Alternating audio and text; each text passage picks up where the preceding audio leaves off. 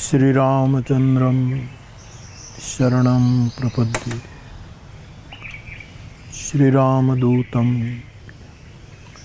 शरणं प्रपद्ये।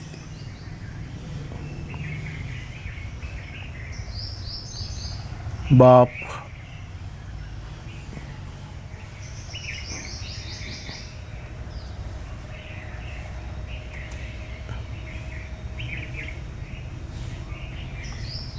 आज के संवाद का आरंभ करूं इससे पूर्व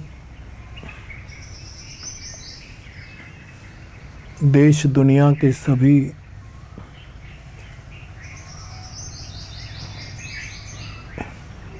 मेरे सुधीर और सुशील श्रोताओं, जो मेरी मानस वाटिका के फ्लावर्स हैं, सभी का स्वागत करता हूं। सभी को मेरा प्रणाम।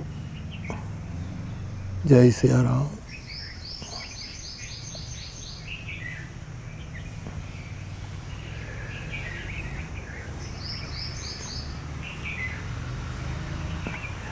गुरु शिष्य के संबंध के बारे में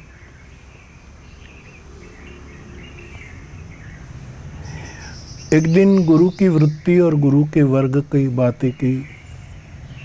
आप में से किसी की जिज्ञासा के कारण शिष्य के वर्ग और वृत्ति की भी बात की।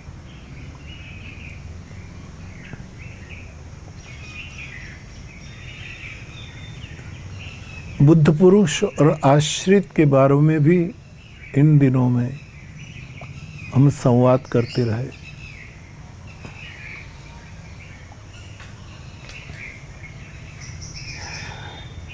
कुछ दिनों से एक बात मन में ये भी आ रही है कि श्रोता और वक्ता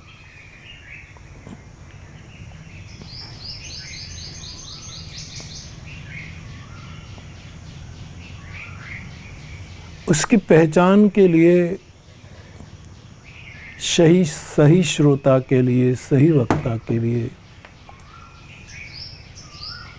कौन से लक्षणों का निरूपण करना चाहिए।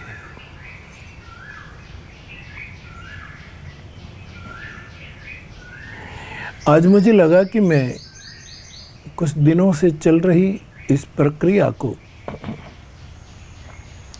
आपके सामने शेयर करूं।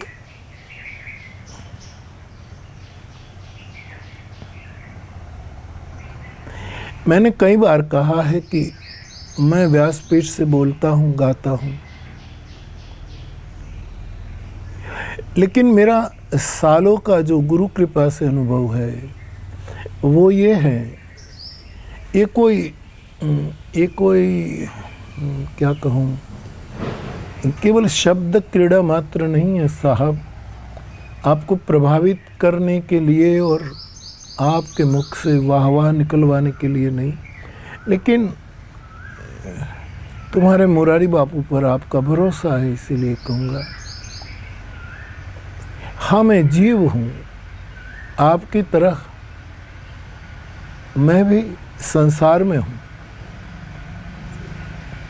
इसलिए व्यासपीठ में पर बैठकर हर वक्त तो यही मानसिकता नहीं रहती, मैं कबूल करता हूँ।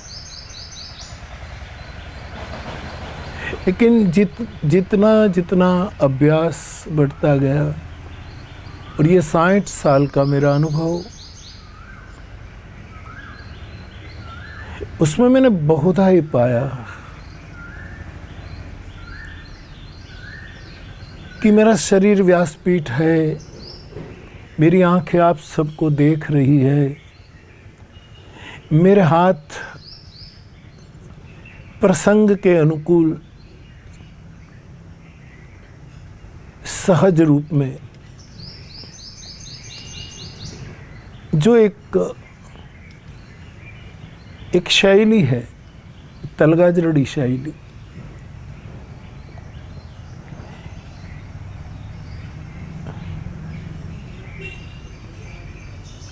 गाता हूँ, गवाता हूँ, बजवाता हूँ, रास करवाता हूँ, नृत्य करवाता हूँ। मैं भी इसमें इन्वॉल्व होकर झूमता रहता हूँ। ये सब चलता है, लेकिन मेरा इतनी सालों का अनुभव है कि मैं भी ये सब क्रिया शुरू है इस पांच भौतिक शरीर से, फिर भी मैं भी आपके साथ श्रोता ही बन जाता हूँ। मैं भी सुन रहा हूँ, यकीन कीजिए।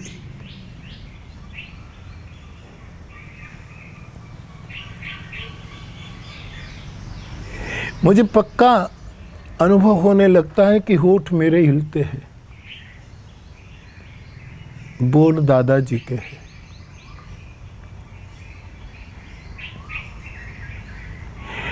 इस अनुभव के नाते मैं कहना चाहूँगा, मैं भी एक श्रोता हूँ।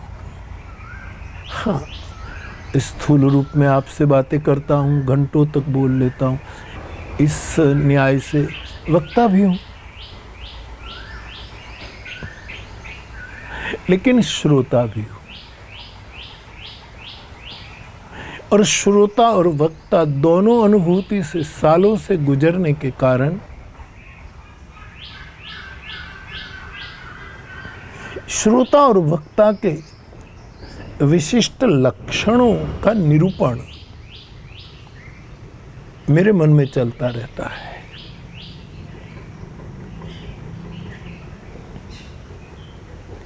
कथाओं के दौर में कई भाइयों ने ये पूछा भी है कि श्रोता कैसा होना चाहिए, वक्ता कैसा होना चाहिए, आदि आदि।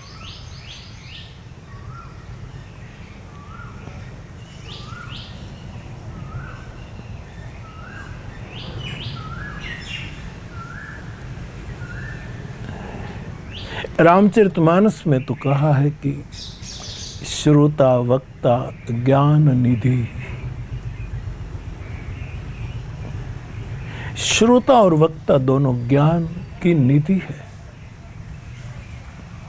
वक्ता को कभी भी इस भ्रम में नहीं रहना चाहिए कि जो मुझे हजारों की संख्या में सुन रहे हैं वो अज्ञानी हैं।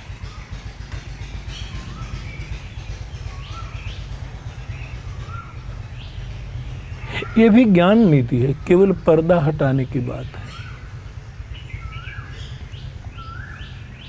बुद्ध पुरुष अपनी नजरों से, अपने वचनों से, अपने पवित्र स्पर्श से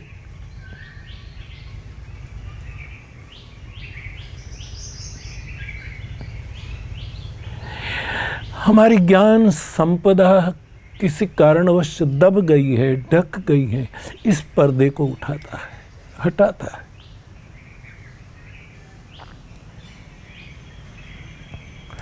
दिल के आईने में तस्वीर यार, जब जरा गर्दन झुकाई देख ली।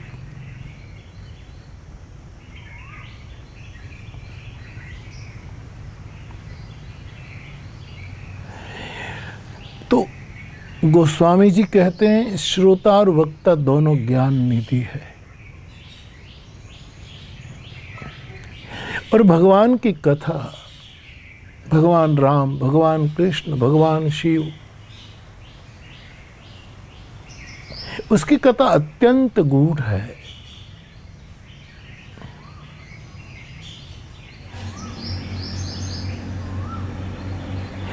गोस्वामी जी कहते हैं किमि समझो में जीव जड़,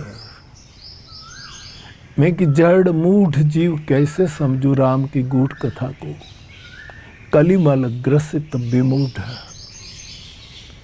मैं कली के मल से ग्रसित हूं और विमूढ़ हूं।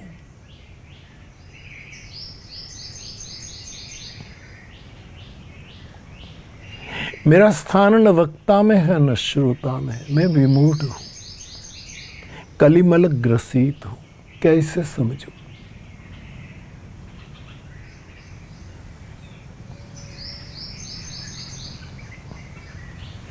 वहाँ मानस में भी श्रोता के लक्षण भी बताए हैं। श्रोता, सुमति, सुशील, सुचि, कथा रसिक, हरिदास।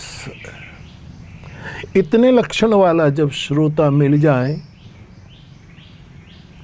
तो वक्ता गोप्य से गोप्य रहस्य भी उसके सामने खोल देता है, प्रकाशित कर देता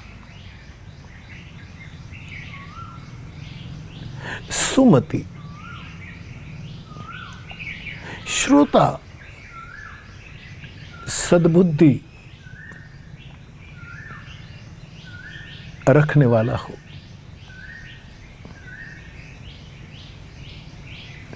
श्रोता सुशील हो, शीलवान हो, सुमतिवान हो, शीलवान हो।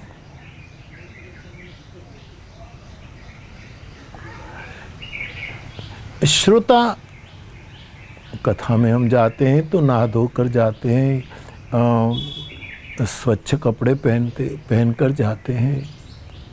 ये तो होना ही है, करना ही चाहिए। लेकिन गोस्वामी जी कहते सूचि, पवित्रता। श्रोता पवित्र मन वाला हो, कथा रसिक। श्रोता कथा का रसिया हो,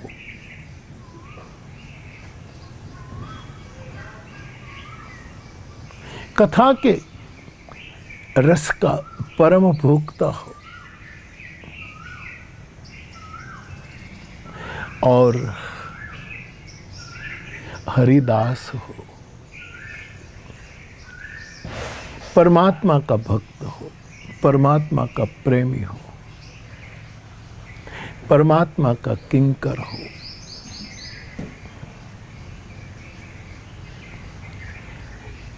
इतने लक्षण वाला यदि श्रोता मिल जाए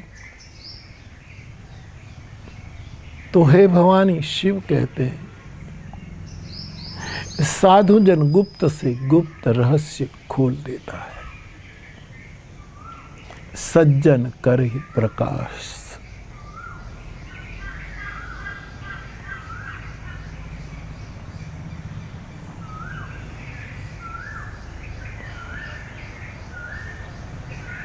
जैसे मानस के स्तर पर मानस के चारों संवाद के श्रोता हम देखें तो सबसे पहले तो श्रोता है तुलसी का मन।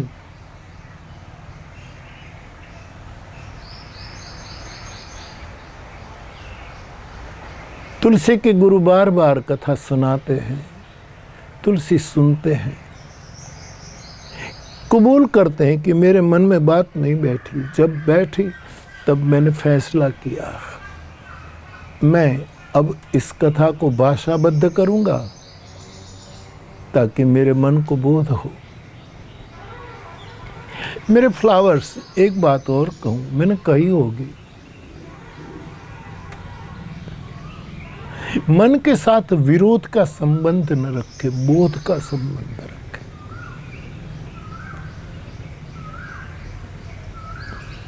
मन से विरोध करने में कोई जीता नहीं,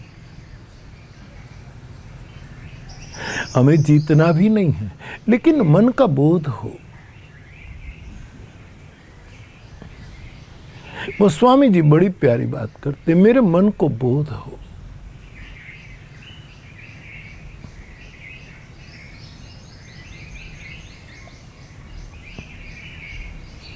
बार बार अपने गुरु से कथा सुन के जब कुछ बात पक्की हो गई तो गांठ बांध ली। मानस के दूसरा श्रोता है भरद्वाज जी,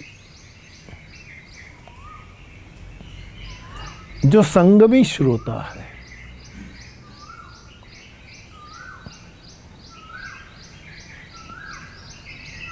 याज्ञवल्क्य जी के चरणों में बैठकर वो कथा का अमृत पीता है।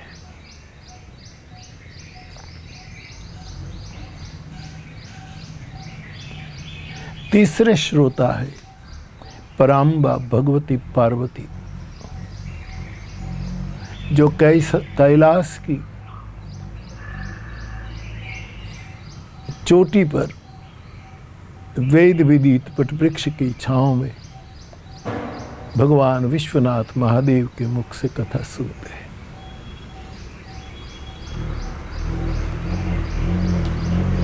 चौथे श्रोता है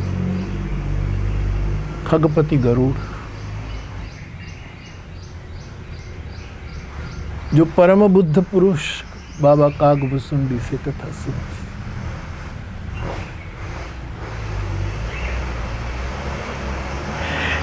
इन सभी श्रोता के लक्षण स्वभाव का हम विशद वर्णन करें तो बहुत समय लग जाए।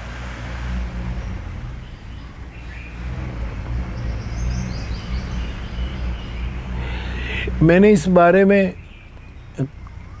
कथाओं में कहा, कितना कहा मुझे खबर नहीं कि स्पेशल इस मुद्दे पर कथा। मानस श्रोता एक कथा का विषय है। मानस श्रोता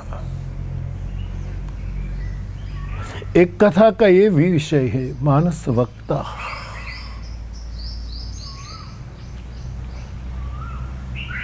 ये तो सब मनोरथ है।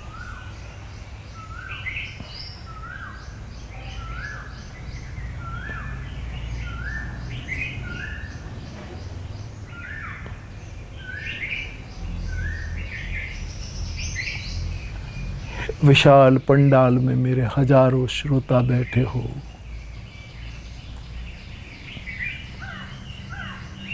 कथा गाई जाती हो, सुनी जाती हो,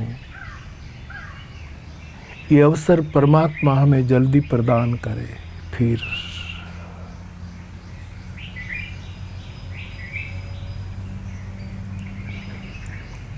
लेकिन ये भी कम नहीं, जो मैं आपके साथ 1 घंटे का संवाद कर रहा हूं, किसी श्रोता ने कोई शिकायत नहीं की है अभी तक तो कि बापू इसमें संगीत टूट रहा है, उसमें आपका गाना, आपका झूमना, आपका हंसाना, आपका ये सब नहीं, सब डूबे। हाँ, कुछ श्रोता ऐसे हैं जो सुनते हैं कम, सलाह ज़्यादा देते हैं। वो भी तो मेरे हैं।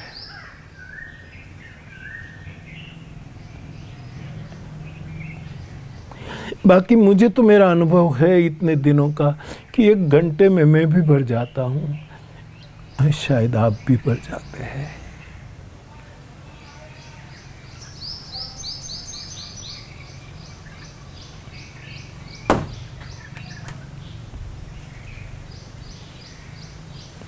तो मानस के श्रोता के बारे में एक कथा हो सकती है। मानस श्रोता कथा हुई है नहीं, मानस वक्ता भी नहीं हुई।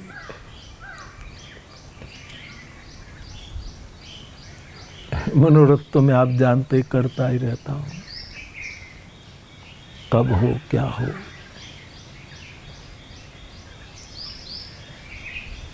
परम पर छोड़ देते हैं।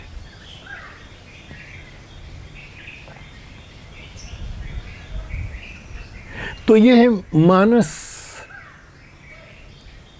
वहाँ नरहरि भगवान तुलसी के गुरु वक्ता, वहाँ परम विवेकी याज्ञवल्क्य वक्ता, वहाँ कैलाश के परम शिखर पर भगवान त्रिभुवन गुरु महादेव वक्ता, और नीलगिरी शिखर पर बाबा कागभुसुंडी। कितना बड़ा विशाल प्रसंग है।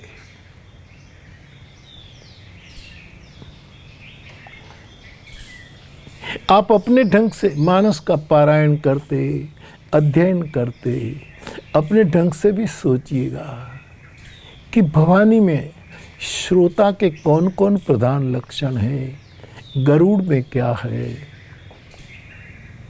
गोस्वामी जी में क्या है,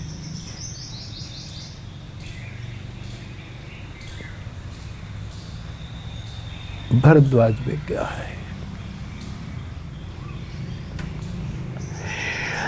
महाभारत के अंदर हम जाएं तो एक दृश्य मध्य महाभारतम हमारे सामने आता है। जैसे स्थिर व्यासपीठ पर बैठ करके हम कथा गाते हैं, इन दिनों में मेरी जुलती व्यासपीठ से मैं गा रहा हूं। और देखो कब सहज बोला गया, बीज रूप वचन कब फलित होता है। मैं सोच रहा था जब यहाँ यज्ञ होता था प्रतिवर्ष,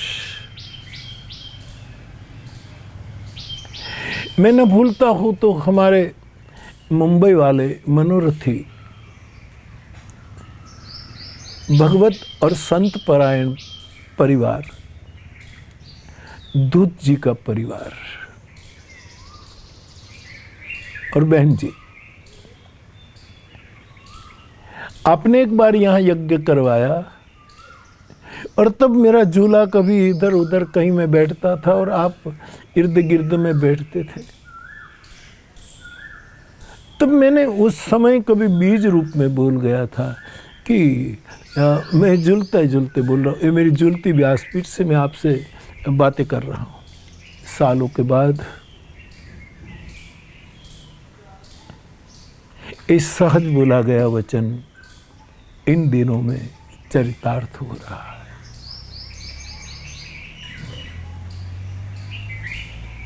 एक विशेष यज्ञ प्रसंग में बोया हुआ बीज सहज, मुझे भी पता नहीं, और आज इस अनुष्ठानीय दिनों में वो साकार हो रहा है।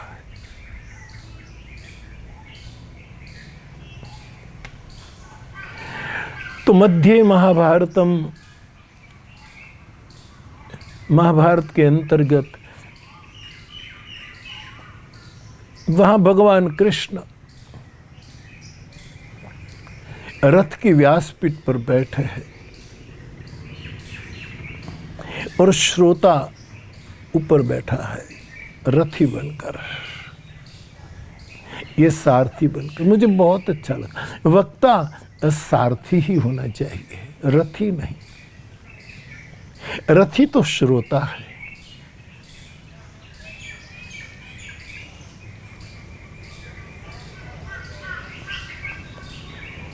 और ये महाभारत के संघर्ष का प्रारंभ होने वाला था। जो वातावरण वहाँ वर्णित है, इसी के मध्य अर्जुन विषाद में डूब जाता है और शिष्यस्ते हम कहकर प्रभु की शरण में आता है और कहता है, मुझे बताओ मुझे क्या करना चाहिए।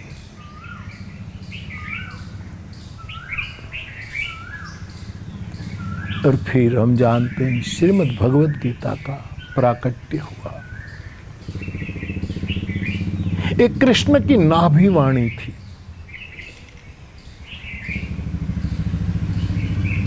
जो अर्जुन ने सुनी। वहां से हम लक्षण प्राप्त कर सकते हैं कि श्रोता के लक्षण कैसे होने चाहिए और वक्ता के लक्षण कैसे होने चाहिए।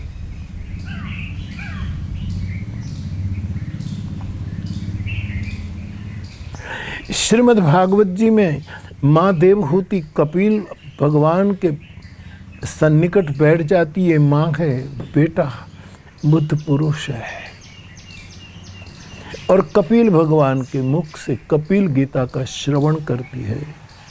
वहाँ से हम श्रोता वक्ता के लक्षणों का निरीक्षण कर सकते हैं।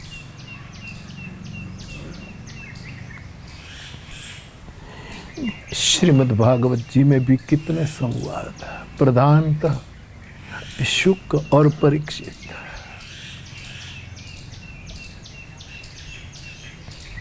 वहीं से हम बोध ग्रहण कर सकते हैं परीक्षित को देखकर। श्रोता कैसा होना चाहिए। कथा कहते कहते सुखदेव जी ने कहा, परीक्षित इतने दिनों से ना आपने कुछ खाया है न पिया है, थोड़ा जलपान कर दो, कथा को थोड़ा विश्राम दिया जाए। आप जानते हैं परीक्षित रो पड़ा था, उसने कहा मुझे भूख तृषा नहीं लगती है, मैं जल या अन्न के बिना नहीं मरूंगा, आप कथा रोक दोगे तो मर जाऊंगा।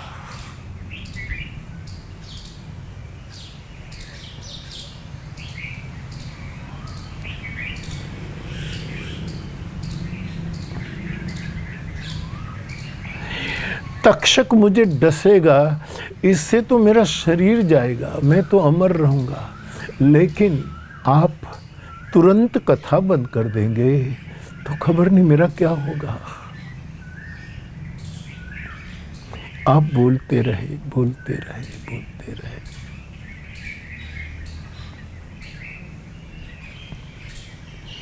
वहां के अलक्ष लिंग वक्ता, गुणातीत वक्ता भगवान शुकदेव जी, अवधूत वक्ता, जिसकी परिपूर्ण निष्ठा निर्गुण में थी, फिर भी गृहीत चेता राजर्षि भगवान श्री कृष्ण ने जिसके चित्त को वश कर लिया और गाने लगे, वहीं से हम वक्ता के लक्षणों का संदर्भ प्राप्त कर सकते हैं। सूत शौनक, महाभारत में जाएं तो युधिष्ठिर कितने महापुरुष को मिलते समय श्रोता बन जाता है।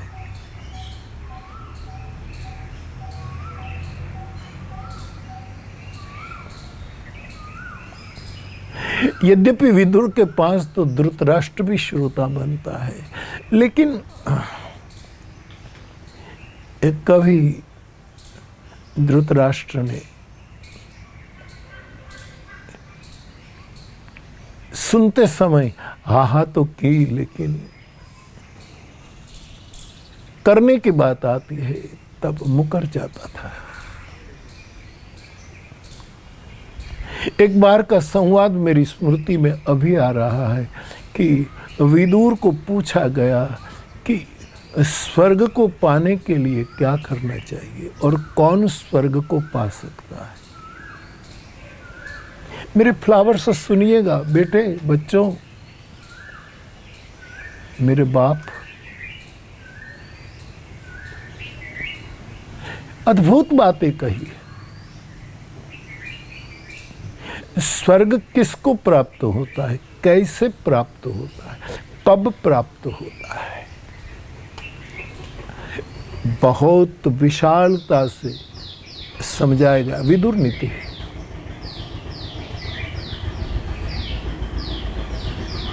इसी में ही है शायद महाभारत में।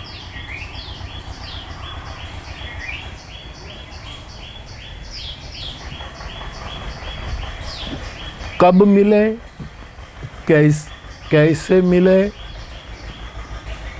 बात छोड़ दीजिए।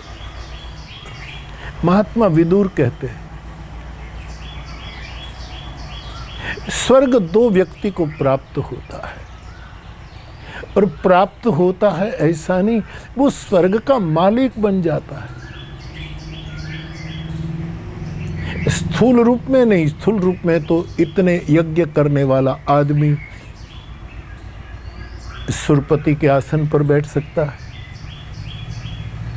स्वर्ग का मालिक बन सकता है। विदुर बहुत बड़ी प्यारी बात कहते हैं मेरे भाई बहन, अद्भुत। विदुर ने कहा दो व्यक्ति को स्वर्ग मिलता है, चाहे कोई भी हो, और वो स्वर्ग का मालिक बन जाता है, स्वर्ग उसके वश हो जाता है। एक मैंने बीच में भी इसकी चर्चा की है, यानी किसी न किसी और संदर्भ में, लेकिन ये जो बात आई, वक्ता महोदय महात्मा विदुर परम वैष्णव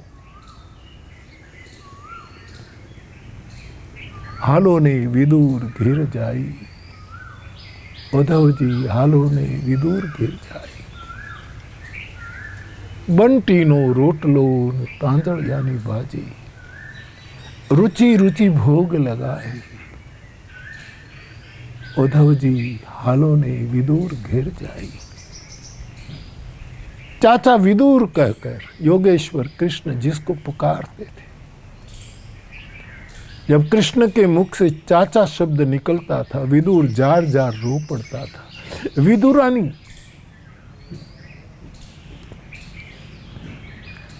कहाँ है वो अपने आप को भूल जाती थी।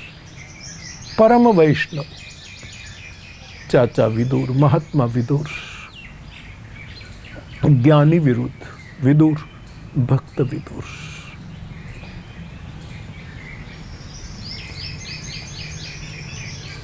आपने कहा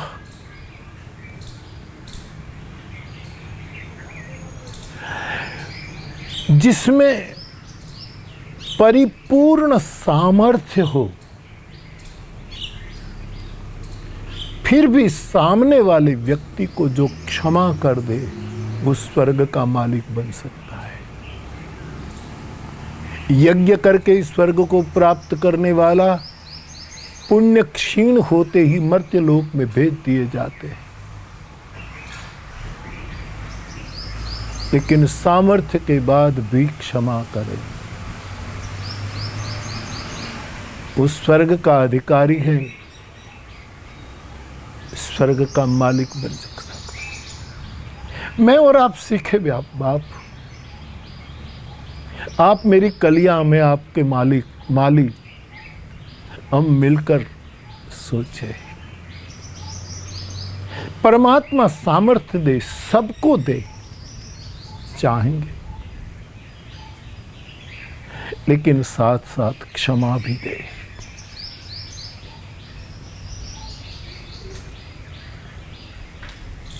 आपने कभी सुना है कि एक साधु चरित वक्ता जब कथा कहता है, प्रभु की चर्चा करते हैं,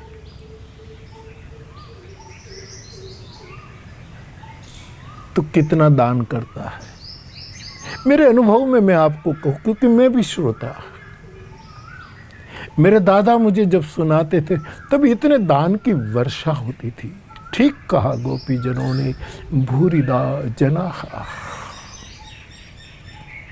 आप भी महसूस करना मेरे श्रोता, एक बुद्ध पुरुष, एक साधु पुरुष, एक सद्गुरु, गुणातीत, मनेर मानुष, विश्व मानुष जब बोलने लगता है, पहला तो वो ज्ञान दान देता है, हमें कुछ समझ मिलने लगती है।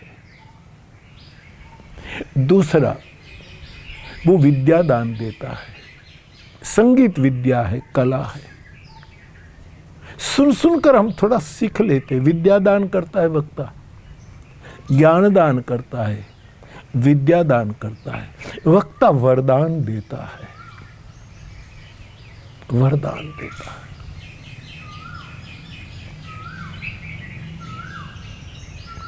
वरदान देता है। चौथा, वक्ता अपने श्रोता को धन्यवाद प्रदान करता है। धन्य धन्य गिरिराज कुमारी। पांचवा, श्रोता, वक्ता अपने श्रोता को अभय दान देता है, अभय कर देता है।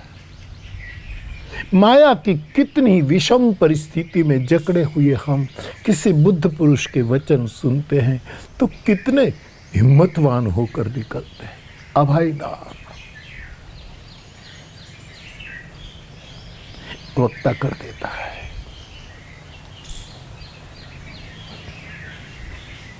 और सबसे श्रेष्ठ दान, वक्ता अपने श्रोता को प्रेम दान करता है। मोहब्बत उड़ेलता है, मोहब्बत से भर देते हैं। ये विदुर की बात याद रखना मेरे फ्लावर्स। सभी प्रकार की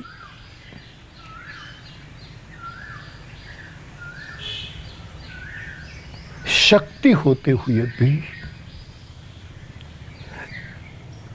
जो क्षमा कर दे वो स्वर्ग का अधिकारी है। यद्यपि स्वर्ग कहाँ है, क्या है, आप जानते हैं। मेरा निजी मत क्या है, छोड़ो।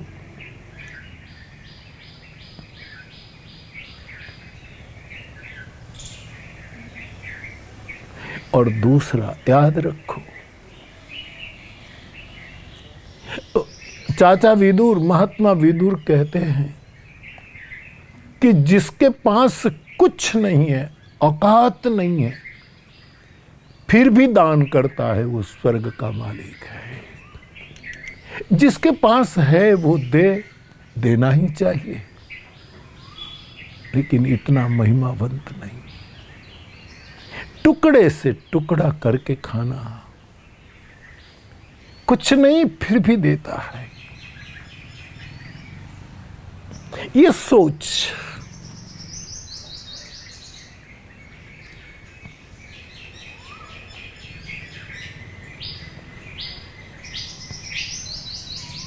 कुछ न होने पर जिसके अंतर दान वृत्ति में बाट रहती, मैं क्या दूं, क्या दूं। वो सूफी कथा नहीं है। एक महात्मा था, वो अपनी कुटिया के बाहर पूर्णिमा के चंद्र के उजाले में बैठा था, और शायद ओशो के द्वारा कही गई ये बात। एक चोर आता है, चांदनी रात में वो डूब जाता है। महात्मा चोर अंदर गया, कुटिया में गया, कुछ मिला नहीं। साधु की झोपड़ी में क्या मिलेगा। 1 घंटे तक उसने बहुत वो किया, छोटी सी झोपड़ी में बहुत समय लगाया कि कहीं ये किया हो, यहीं रखा हो। खोजा, नहीं मिला। निराश होकर बाहर निकलता है, और जब चलने लगा तो इस महापुरुष ने कहा, अरे भैया 1 मिनट ठहरो। उसको लगा ये तो मुझे जान लिया, मुझको जान लिया है, देख लिया है, पकड़वा देगा, घबराओ मत। तूने इतना साहस करके रात को मेरी कुटिया तक परिश्रम किया, और मेरे पास कुछ नहीं है। फिर वो महात्मा अच्छी बात बोल गया, मेरा बस चलता तो मैं ये पूर्णिमा का चंद्र लेकर तुम्हें दे देता। ये भाव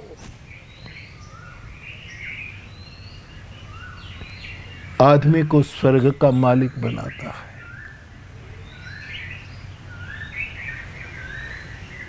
सौ बार गिनती करके दे, वो भी दे। मानस में तो लिखा कैसे भी दो बस।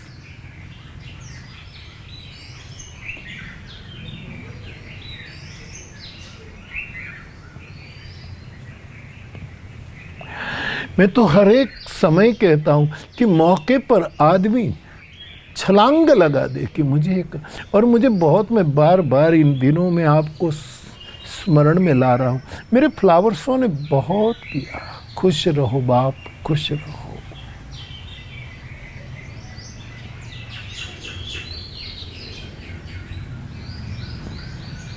किसी को भी ये इच्छा नहीं कि बापू हमारा नाम बोले, केवल मेरे तक जानकारी पहुंचे, यही एक हेतु। मुझे जो पत्र मिलते इसमें से फलित होता। हाँ, कईयों को ऐसा भी होता होगा कि हमने किया, वो सबको बता, वो भी उसने किया है तो ठीक है, लेकिन इसका कोई बुद्ध पुरुष की दृष्टि में इतना, इसका कोई मूल्य नहीं है।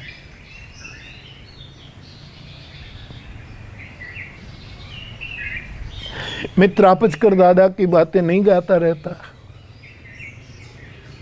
तने दीधु होई तो दे तो जाजे, आप्યું હોય તો આપતો જાજે.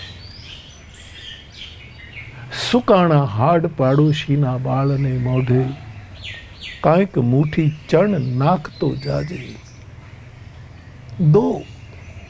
कई लोग मुझे कहते हैं देते हैं बापू, आप कहते तुम देते, लेकिन कई लोग जो सच्चे नहीं हैं वो ले जाते हैं, झूठे भी ले जाते. मैंने कहा 20 झूठे लोग ले जाए तो कोई चिंता नहीं, लेकिन सच्चे लोग रहने न पाए, रह न जाए, इसका ध्यान करो. 15 दिन महीने का राशन किट के द्वारा तो वो शायद जूठा आदमी भी ले जाए तो भी क्या होगा, ये थोड़ा बेचने थोड़ा जाएगा, उसके बच्चे के मुख में रोटी जाएगी. 2.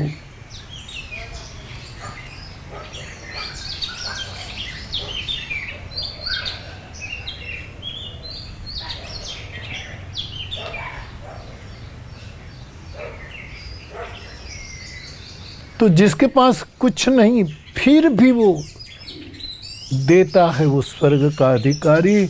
और जिसके पास सब कुछ सामर्थ्य है फिर भी वो क्षमा करता है, वो अधिकारी. और अभी मैंने कहा वक्ता अपने श्रोताओं को कितना दान देता है, इसमें एक दान ये भी है, क्षमा दान. शरारती श्रोता को भी वो क्षमा कर देता है. कथा के माहौल को बिगाड़ने वाले श्रोता को भी वो क्षमा कर देता. क्षमादान. तो विदुर, महात्मा विदुर के साथ जब जब ये चर्चाएं हुई हैं तो वहां भी श्रोता और वक्ता के कुछ लक्षणों का निरूपण हो जाता है.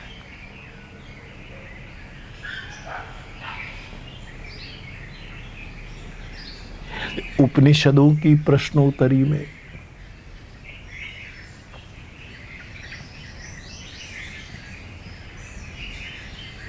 साधक पूछता है, सिद्ध जवाब देता है. वहां भी वक्ता श्रोता के स्वाभाविक लक्षण उजागर होते हैं.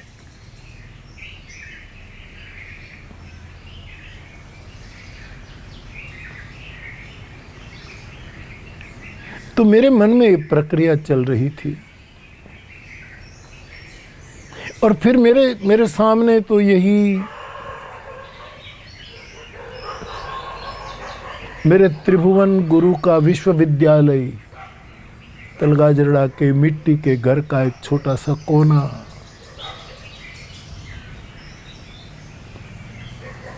जहां दादाजी बोलते थे मैं सुनता था, वही याद आता.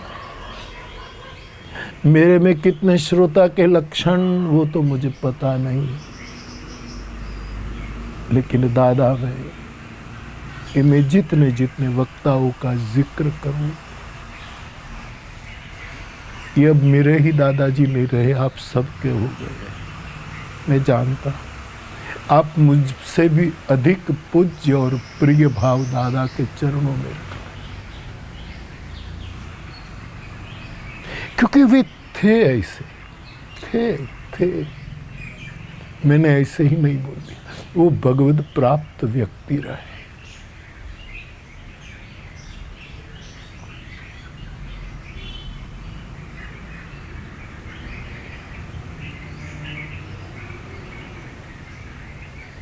तो एक प्रक्रिया चल रही थी कि मैं श्रोता वक्ता के कुछ लक्षणों का निरूपण करूं, क्योंकि मैं भी एक श्रोता रहा. आपने सुना है म्यूजिक संगीत की बड़े बड़े प्रोग्राम होते हैं और एक वक्ता गाता है, हम सबको बिल्कुल ठीक से सुनाई देता है, जैसे यथार्थ सुनाई देता है. म्यूजिक का संकलन बिल्कुल ठीक है, लाउड स्पीकर की व्यवस्था बिल्कुल सटीक, सब कुछ. लेकिन कभी कभी गायक कहता है, इशारा करता है, जरा मुझे कम सुनाई दे. वक्ता गायक सब चाहता है कि मैं सुनूं, मुझे सुनाई दे.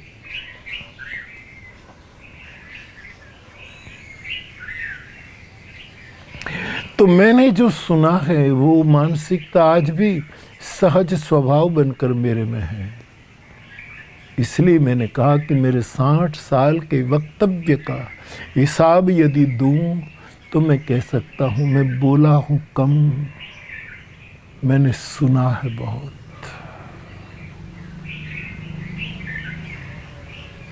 इसीलिए ही हमारी वेदांत की प्रक्रिया में और भक्ति की प्रक्रिया में श्रवण विज्ञान को प्रथम स्थान दिया। वेदांत में श्रवण, मनन, निधिध्यासन आदि आदि श्रोतव्य वहीं से शुरू होता है,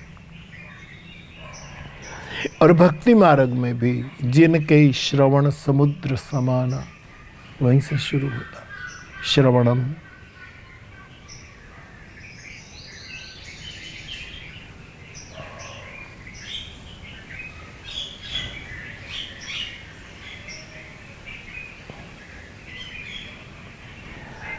तो मेरे भाई बहन,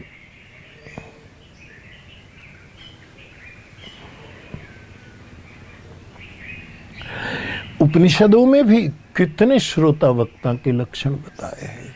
यानी उसका हम सारांश निकाल सकते हैं।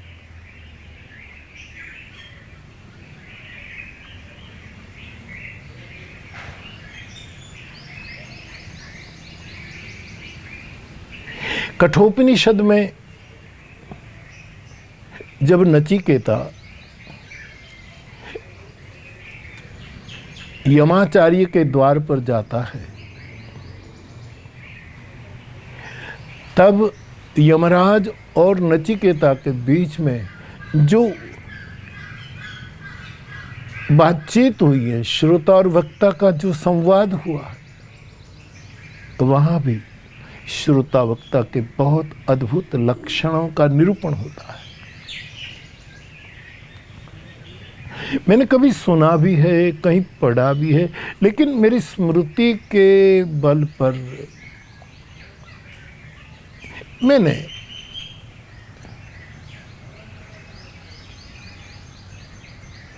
उसको पकड़ने की कोशिश की कि कभी मेरे श्रोताओं को मैं कहूंगा।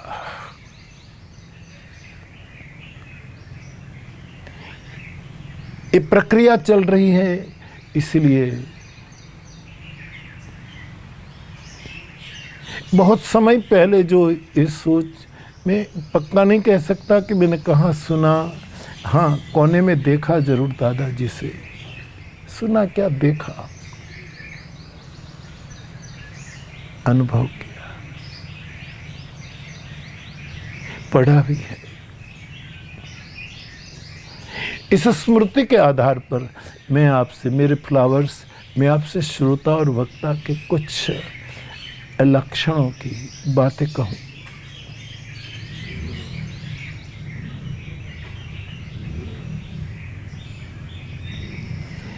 मैंने स्मृति के आधार पर एक नोंद तैयार की। कुछ दिन पहले सो आपके साथ शेयर करना चाहता हूं। वक्ता के रूप में भी मुझे फलदायी है, श्रोता के रूप में भी मुझे फलदायी है।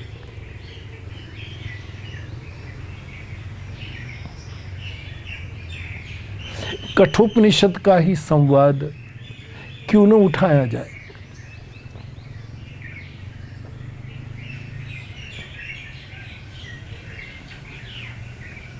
मैं फिर एक बार स्मरण करूं हमारे मनन आश्रम के परम पूज्य स्वामी जी तद्रूपानंद जी भगवान। आपने उपनिषदों पर भाष्य किए हैं, ब्रह्मसूत्र पर किया है, आपने बहुत उपकार किया है।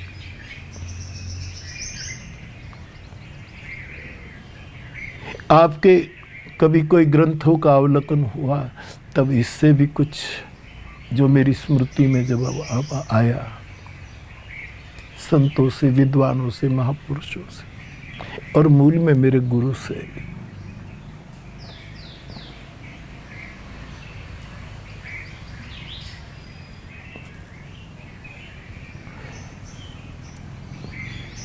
श्रोता नचिकेता जैसा होना चाहिए। और वक्ता, ये औपनिषदी श्रोता वक्ता के कुछ लक्षण निरूपण है।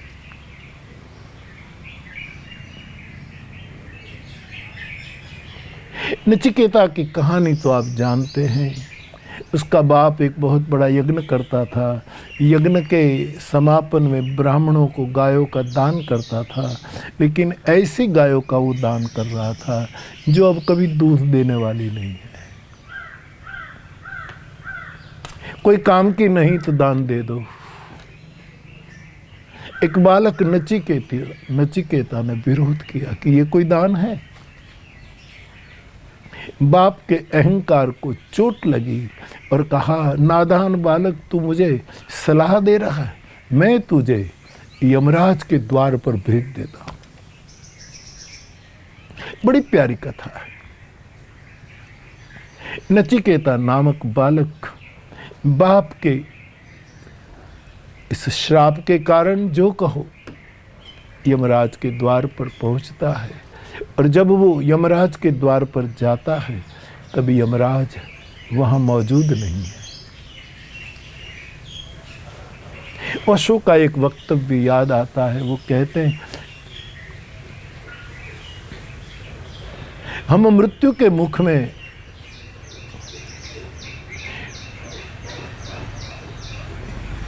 यमराज जब हमें ले तब हम हाजिर ही होते हैं। यमराज को कभी धक्का हुआ कि जिसको लेने गए थे और वो नहीं था, कहीं छटक गया, ऐसा तो कहानियों में आता है। लेकिन गजब है कि नचिकेता गया तब यमराज हाजिर नहीं था, मृत्यु के देवता हाजिर नहीं था। 3 दिन वो खाए पिए बिना यमराज के द्वार पर पड़ा रहा। उसको समझाया गया, बालक तू जा। मुझे नरसिंह मेहता याद आता है, जल कमल छांडी जाने बाड़ा,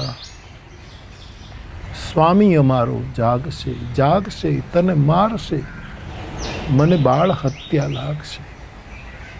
नचिकेता जैसी घटना लगती है।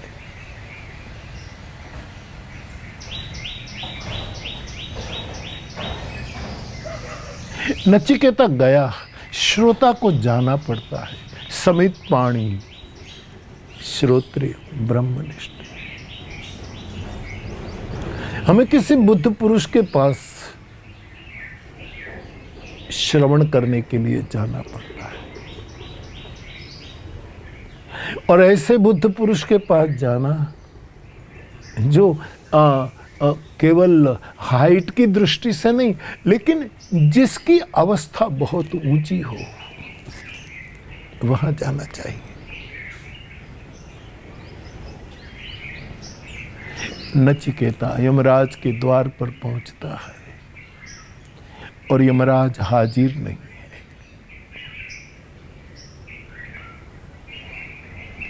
मेरे श्रवण स्मृति के कारण, पठन स्मृति के कारण या दादा की कृपा के कारण जो कुछ स्मृति में आया सो टपकाया है। पहला, श्रोता नचिकेता जैसा होना चाहिए, वक्ता यमाचार्य जैसा होना चाहिए।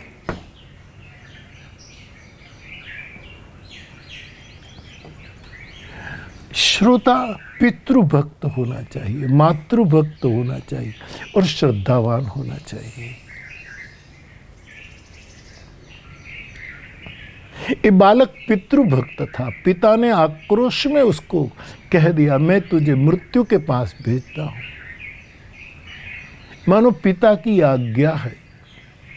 ये पितृभक्त नचिकेता श्रद्धा का संबल लेकर, लंबी यात्रा श्रद्धा का बाता लेकर यमाचार्य के द्वार पर पहुंचता है। तो श्रोता चाहिए मातृ पितृभक्त।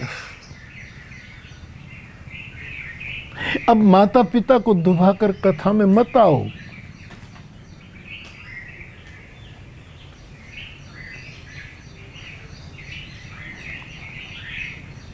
उसको संतुष्ट करो, उसकी सेवा करो। मातृदेवो भव, पितृदेवो भव, उसके बाद आचार्य देवो भव। यमाचार्य आचार्य है। तो श्रोता चाहिए मातृ पितृ भक्त श्रद्धावान, और वक्ता चाहिए यमाचार्य की तरह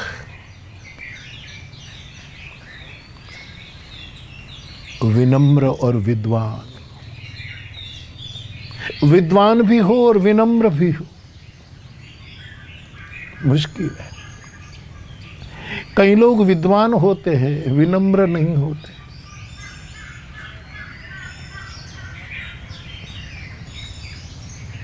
विद्वान विनम्र है वो कहना मुश्किल है, लेकिन जो स्वाभाविक विनम्र है वो परमात्मा की दृष्टि में विद्वान है ही।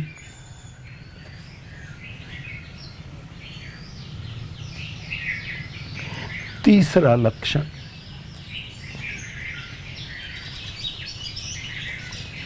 नचिकेता ने यमराज को देव मानकर 3 दिन तक वो उसके द्वार पर प्रतीक्षा में खड़ा रहा, पड़ा रहा। भूखा प्यासा। देखो श्रोता के लक्षण। आचार्य आएगा, मेरे पिता ने भेजा है, आएगा, मुझे ज्ञान दान करेगा। भूखा प्यासा 3 दिन पड़ा रहा। श्रोता, मैं ये नहीं कहता कि आज के श्रोता भी भूखे प्यासे रहे, नहीं, लेकिन एक निरूपण हो रहा है, तब इसको नजरअंदाज न किया जाए।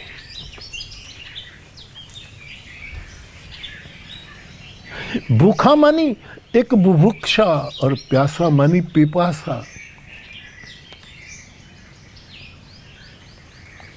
मैं जानकर जाऊंगा, मैं अमृत पीकर जाऊंगा, ये लगन, ये लालसा होनी चाहिए श्रोता का एक लक्षण।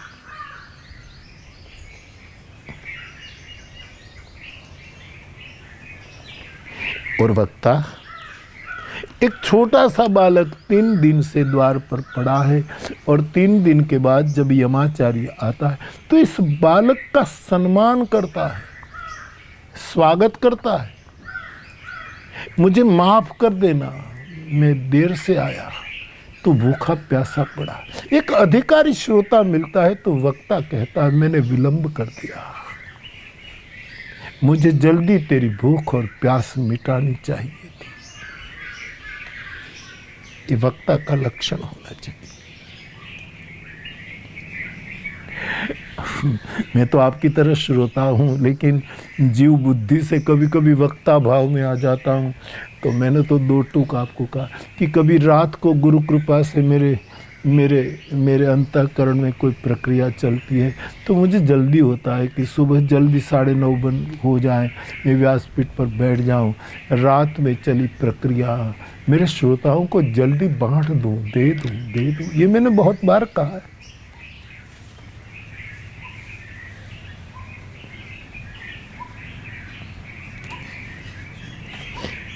एक बालक श्रोता है, उसका वक्ता सत्कार करता है। ये भी एक लक्षण हमारे लिए हम इसका निरूपण कर सकते हैं। श्रोता सत्यनिष्ठ होना चाहिए। सत्यनिष्ठ का मतलब जिस बुद्ध पुरुष के पास मैं गया हूं, उसकी जुबान से कभी असत्य नहीं निकलेगा।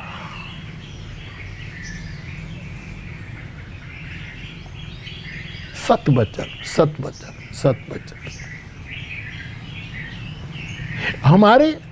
हमारी सत्यनिष्ठा भले ही न हो, लेकिन जो बोल रहा है उसके सत्य पर हमारी निष्ठा हो।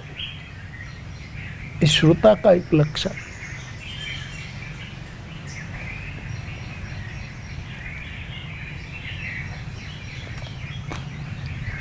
कितना बड़ा देव यमराज अपने इतने बड़े पद को ठुकरा कर एक बालक का सम्मान करता है। ये वक्ता का अद्भुत लक्षण है, जो एक बच्चे से भी प्यार करेगा, एक बालक को भी आदर देगा, क्योंकि ये बालक भी जन्म जन्म की यात्रा में कई बार वृद्ध हो चुका है।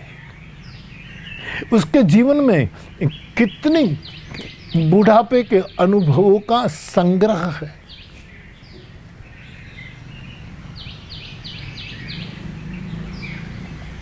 कभी कभी तो एक समय ऐसा भी था कि कथाओं में सूचना दी जाती, बच्चों को लेकर कथा में मत आइयो, बच्चों को लेकर मत आइयो।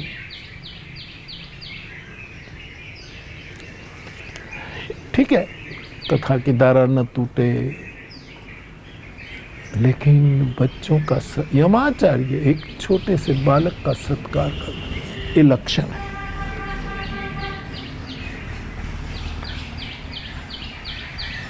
श्रोता विवेक और वैराग्य प्राप्त करने की बहुत लालसा रखता हो। मुझे इस दर से विवेक मिलेगा, वैराग्य मिलेगा। बहुत कठिन शब्द, क्लिष्ट है। मैं कहूँ मुझे इस दर से समझ मिलेगी और समर्पण मिलेगा।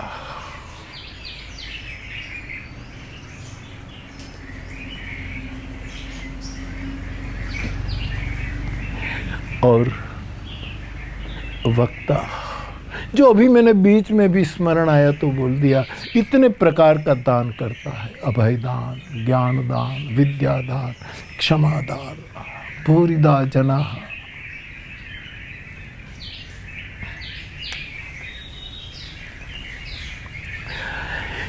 नचिकेता की तरह श्रोता तीव्र बुद्धि वाला हो और चित्त इतना तैयार हो कि जो भी बुद्ध पुरुष कहेगा उसको ग्रहण कर लेगा। ऐसा श्रोता का चित्त हो। श्रोता दुचित न हो, विक्षिप्त न हो, और उसको बोध देने वाला यमाचार्य है। जन्म के रहस्यों को भी जानता हो, जीवन के रहस्यों को भी जानता हो और मृत्यु के रहस्यों को भी जानता हो। जो मृत्यु के रहस्य को जानता है वही जीवन और जन्म के रहस्यों को जान पाता है। ये तो यमाचार्य है, एक अर्थ में मृत्यु की देवता है। वक्ता ऐसा चाहिए जो जन्म, जीवन और मृत्यु के रहस्यों को जानकर खोलता हो। जो खुद नहीं जाना, ठीक है, ये तो बातें होती रहती है, खुद नहीं। कभी कभी क्या है कि मैं अपने आप को इसमें डालकर बोलूं तो बोल सकता हूं कि हम जो खुद नहीं समझे वो पूरी दुनिया को समझाने की बहुत चेष्टा की है, जो हम नहीं समझे। मैंने कभी एक बात सुनाई थी, आपको स्मरण में होगा। इस सर्कस का एक जोकर पूरे सर्कस को देखने वालों का इतना मनोरंजन करता था कि क्या कहो।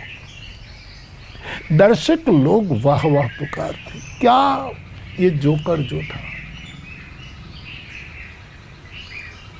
लेकिन भीतर से बहुत अशांत, दूसरों को बहुत प्रसन्न करने वाला, अंदर से बहुत अप्रसन्न।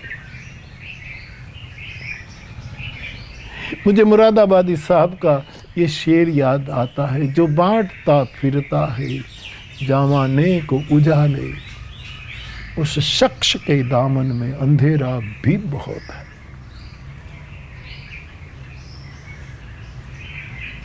हर प्रकार से त्रसित था वो निजी जीवन। शो में जब आता है तो धन्य कर देता था सबको।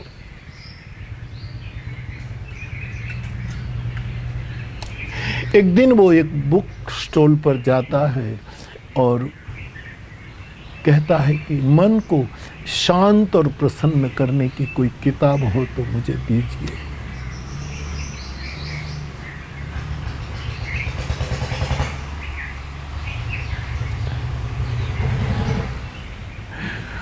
उसने कहा किताब के लिए क्यों खर्च करते हो, मन को शांत और प्रसन्न करना है तो गांव में जो सर्कस आया है, हाँ, एक शो देख लो ना, वो जोकर है ना, बहुत अद्भुत प्रसन्न कर देता है।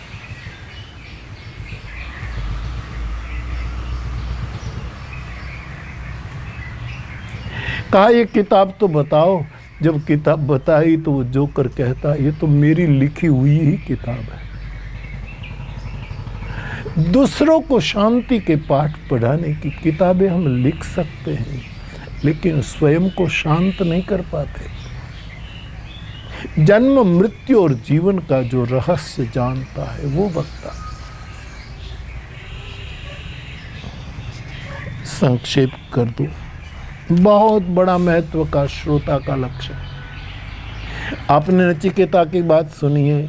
नचिकेता को यमाचार्य ऑफर करता है, तुझे स्वर्ग दे दूं, तुझे ये दे दूं, तुझे ये दूं, हीरा माणिक दे दूं, स्वर्ग की अप्सराएं तेरी सेवा करेगी, क्या क्या प्रलोभन दिया। लेकिन स्वर्ग और भोग मात्र की उपेक्षा करके वो डटा रहा। मुझे अध्यात्म विद्या दीजिए। श्रोता ऐसा होना चाहिए जो स्वर्ग की अपेक्षा न करे, भोगों की अपेक्षा न करे। ये नचिकेता का लक्षण है।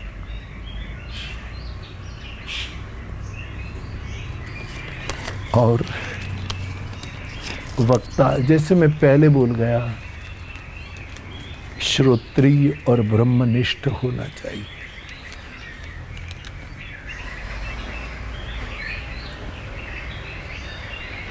ज्ञान भक्ति कर्म वैराग्य में डूबा हुआ ऐसे श्रोता वक्ता का मिलन होता है तो श्रोता वक्ता ज्ञान निधि कथा राम के गुण, वहाँ गुण से गुण जन्म के, जीवन के और मृत्यु के रहस्यों को खोल दिया जाता है।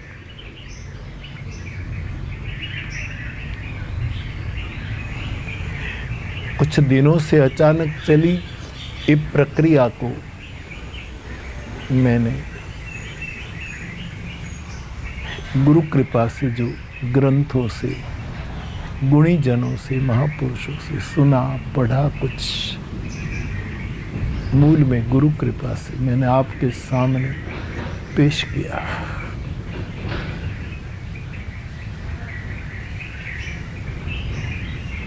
बुद्ध पुरुष एक ऐसा वक्ता है, उस शब्द न बोले तो उसकी आंखों से सुनो,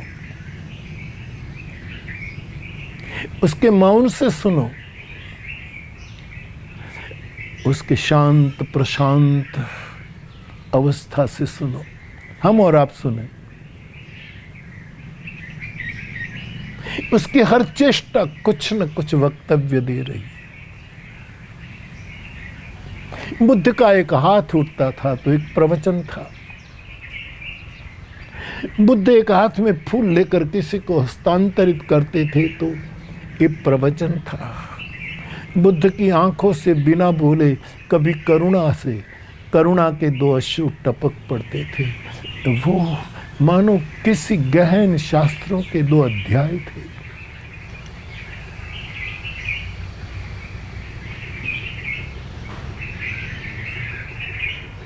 इस श्रोता और वक्ता का कुछ विज्ञान गुरु कृपा से मुझे आपको कहना था। आज की हरि कथा को विराम दूं, इससे पूर्व कल के मेरे एक श्रोता के प्रश्न के उत्तर में एक छोटी सी बोध कथा। एक श्रोता ने पूछा, मैं इतने सालों से आपको सुन रहा हूँ, मैंने आपकी इतनी कथा सुनी, लेकिन मेरे में कुछ परिवर्तन नहीं आता। मेरे परिवारजन मुझे बार बार कहते, कथा सुनो, बापू के पास जाओ, ये सब हमें अच्छा लगता है, लेकिन तेरे में कोई परिवर्तन तो नहीं आया।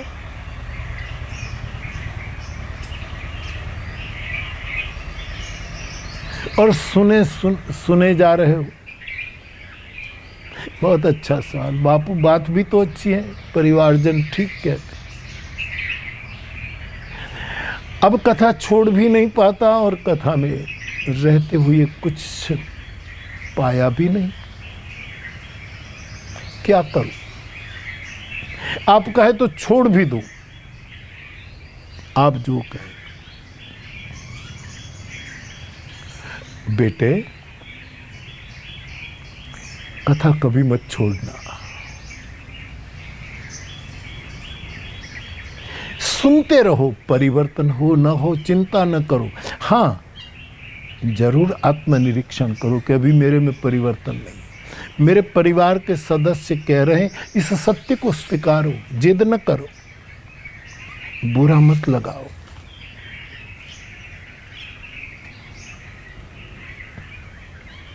लेकिन सुनो, कथा के मानस सर में डूबे रहो। कभी न कभी घटना घटेगी, घटेगी घटेगी।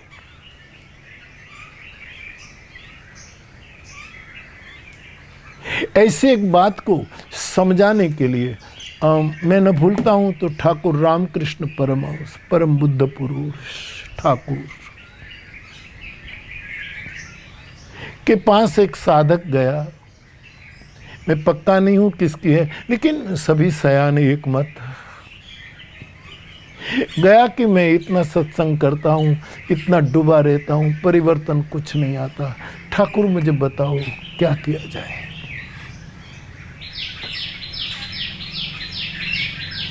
गंगा के तट पर बैठे थे।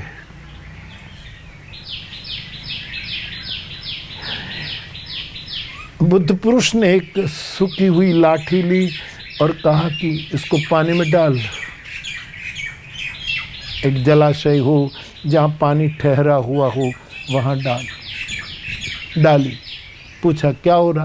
बोले तैर रही है लकड़ी, लाठी तैर रही। ठीक है, बिल्कुल फल मिला ना, तैर रही। तैर गए, धन्य हो गए। लेकिन इस लाठी को, इस लकड़ी को तू कीचड़ का एक लेपन कर दे, पूरी लाठी को कीचड़ चारों ओर लेपन कर दे, फिर उस पर एक कपड़ा लपेट दे, फिर कीचड़ का एक दूसरा लेपन कर दे, फिर कपड़ा लपेट दे, फिर एक तीसरा लेपन कर, फिर एक कपड़ा लपेट, चौथा लेपन कर, फिर 6 मिट्टी का लेपन कर दो और 6 बार कपड़ा उस पर लपेट दो। फिर इसी लाठी को पानी में डालो, क्या होगा? बोले डूब जाएगी। पहले जो तैरी थी 1 घंटे पहले, 1 घंटे के बाद 6 बार उस पर कीचड़ और कपड़े का वो करके रखी तो वो डूब गई।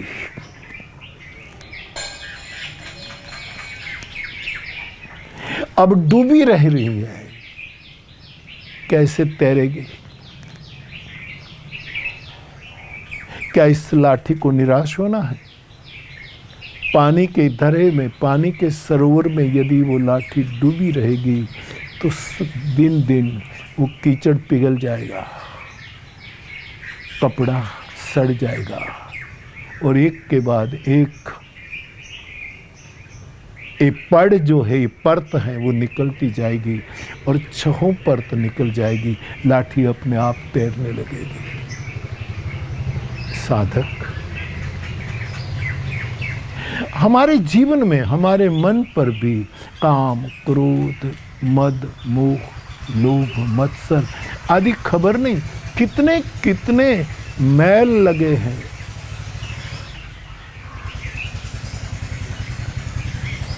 कपड़े में लदे हुए, कपट से आवृत ये मैल है। हमें जरूर होता है कि कैसे लाठी तैरेगी, लेकिन एक ही उपाय है, वो पानी में पड़ा रहे, धीरे धीरे मिट्टी पिघलेगी, वस्त्र सड़ेगा, लाठी तैर जाएगी। मेरे युवान, कथा धरा में डूबे रहो। मेरे से काम नहीं जाता, क्रोध नहीं जाता, लोभ नहीं जाता, ये सब हमारे जन्म जन्म का लेपन है, हम सबकी ये दशा। लेकिन डूबे रहो मानस सर में। धीरे धीरे धीरे ये कषाय सब विगलित हो जाएंगे और आत्म तत्व तैरने लगेगा।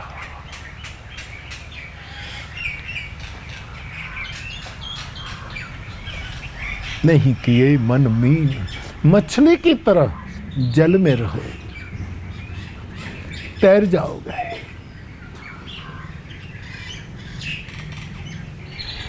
आज इतनी ही हरि कथा। सर्वे भवन्तु सुखिनः, सर्वे सन्तु निरामयाः। खुश रहो बाप, खुश रहो। कल फिर एक संवाद लेकर आपसे मिलूंगा, संवाद करूंगा। तब तक मैं विदा लेता हूं। सभी को मेरा प्रणाम। जय सिया राम।